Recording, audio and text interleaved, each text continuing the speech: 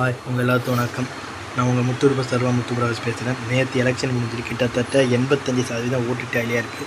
அதிகபட்சமாக கரூரில், குறைந்தபட்சமாக 78% கன்னியாகுமரியில்.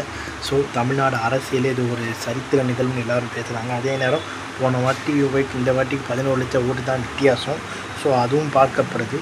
இந்த ஓட்டுக்கான இன்க்ரீஸுக்கான காரணம் என்னென்னு நம்ம எல்லாம் சொல்லி டிவிக்கே தான் காரணன்றாங்க.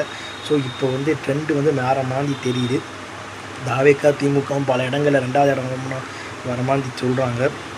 ஸோ அதிமுக என்கின்ற ஒரு சகாப்தம் முடிய போதான்ற ஒரு கேள்வி எழுது.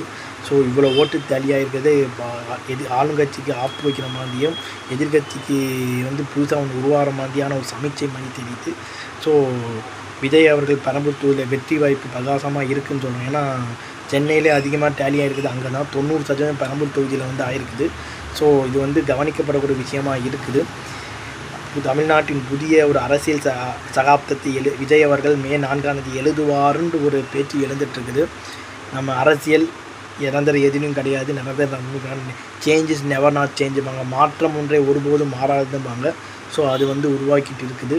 விஜய் அவர்களின் அரசியல் என்ன மாற்றம் மே 4 வரப்போகுதுன்னு தெரியல. ஸோ ஜென்சிக்கிஸோட ஓட்டு முழுக்க 60-70% இவருக்கு போயிருக்குன்றாங்க. ஸோ பெண்களோட ஓட்டும் திமுக பக்கம் வந்திருக்க வாய்ப்பு இருக்குது. 5000 கொடுத்ததால் அதிமுக என்கின்ற ஒரு மிகப்பெரிய கட்சி, எம்ஜிஆரால் உருவாக்கப்பட்ட இந்த கட்சி கிட்டத்தட்ட ஒரு 50 ஆண்டுகளுக்கு மேலே வரலாறு கொண்ட ஒரு கட்சி. நாம என்ன ஆக போகுதுன்ற மே 4 தான் நம்ம பார்த்து ஆகணும்.